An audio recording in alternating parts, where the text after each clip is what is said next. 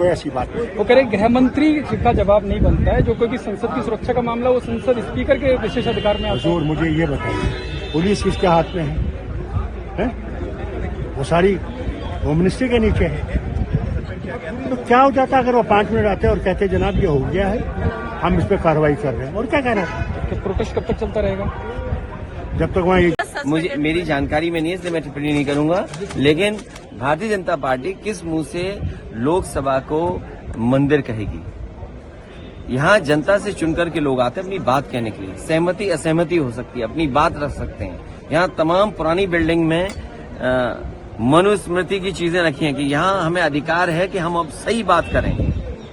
ये सरकार सही बात सुनना ही नहीं चाहती है। सच्चाई से क्यों सरकार भाग रही है? सेकंड पहले चले गाड़ी आ जाने दो। 8 सांसद जो आज सांसद निलंबित किए गए हैं, उनमें डिम्पल यादव जी का भी नाम है।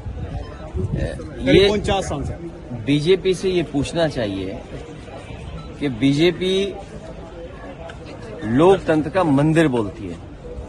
हम सब जितने भी सांसद इस सदन में रहे हैं, समय समय पे अपने भाषणों में लोकतंत्र का मंदिर कहा है। अब ये किस मुंह से लोकतंत्र का मंदिर कहेंगे जब विपक्ष को इस तरीके से बाहर कर देंगे? ये शुरुआत है अपनी मन मानी चीजें करने की, और अगली बार ये आ गए तो बाबा साहब भीमराव अम्बेडकर जी का संविधान खत्म हो जाएगा। हम और आप इस दरवाजे से नहीं घुस पाएंगे, वो बाहर खड़ा है।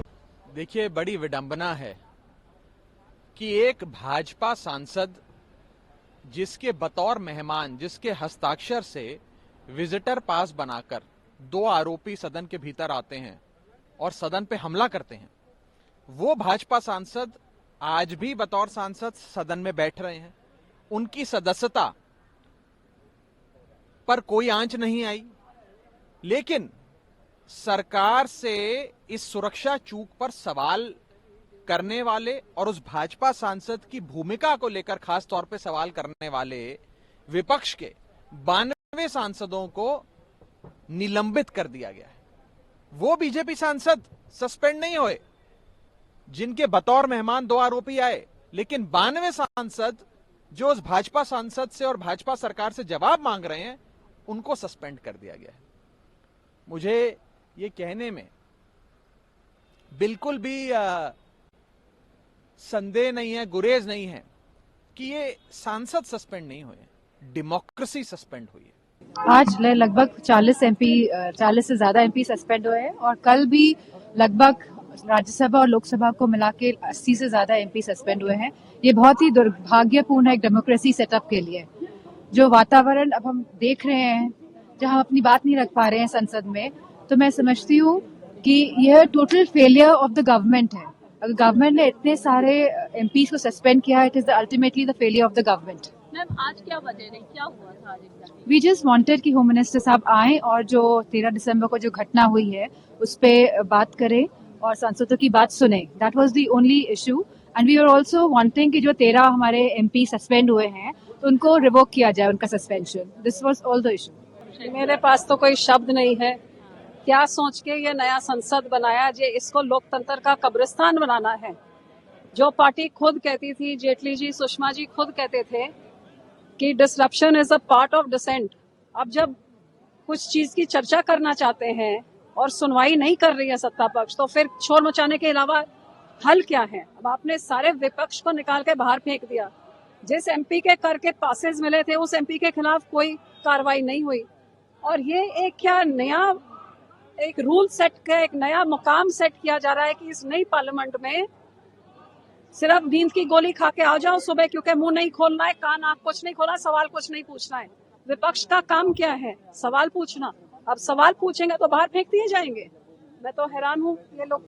सवाल पूछने वाले आज जितने भी माननीय सदस्य हैं, उनको हाउस में सस्पेंड कर दिया गया। और मैं समझता हूँ कि जो लोग हाउस में गाली दे रहे हैं, जिनकी वजह से ये हाउस में वो कनस्टर कांड हुआ, उन लोगों को सस्पेंड करने की बजाय जो लोग सच की आवाज उठा रहे हैं, जनता की आवाज उठा रहे हैं, उनको आज स्पीकर साहब ने सस्पेंड किया है। मैं समझता हूं कि देश की जो सरकार है प्रेशर के साथ अपनी बात मनवाना चाहती है। मैं समझता हूं कि ऐसे लोग नहीं मानेंगे। और सारा भारत देख रहा है कि किस तरीके से गंदी राजनीति है जो आज संसद के अंदर हो रही है। सो हम इसका सब एक हैं और हम इसका डट के जवाब देंगे, डट के मुकाबला करेंगे। ऐसा है कि जिस तरीके से लोगों को, संसद सदस्यों को निलंबित किया जा रहा है, उसके बाद लगता ही नहीं है कि उसके विपक्ष का कोई औचित्य रह गया इनके दिमाग में। और जब सत्ता में बैठे हुए लोग या उनके इशारे पे काम करने वाले लोग विपक्ष को बिल्कुल नॉन एंटिटी की तरह देखने लगे तो लोकतंत्र का कोई अर्थ नहीं रहता। आपको लगता है कि आपने जो काम किया उसके लिए सस्पेंशन होना मैंने कौन सा काम किया? मैंने कोई नारे नहीं लगाए, मैंने कोई ऐसा काम नहीं किया जिसको उद्दंडता या शिष्टता की श्रेणी में आता हो। लेकिन अब किया तो चेयरमैन, और चेयरमैन का जो आदेश है वो तो हमें माननी होगा। चेयरमैन को पुनर्विचार करना चाहिए। अब मैं नहीं कहूँगा पुनर्विचार करने के लिए, अगर पुनर्विचार करते ही तो हमें सस्पेंड ही नहीं करते। इंडिया अलायंस की बैठक भी है सर, कि महत्वपूर्ण बैठक है और सब लोग ये लगा रहे हैं कि इंडिया अलायंस में अब दम नहीं रहा, सीट शेयरिंग को लेकर चर्चा नहीं करते हैं। जो ये कह रहे दम नहीं रहा, they are living in fool's paradise.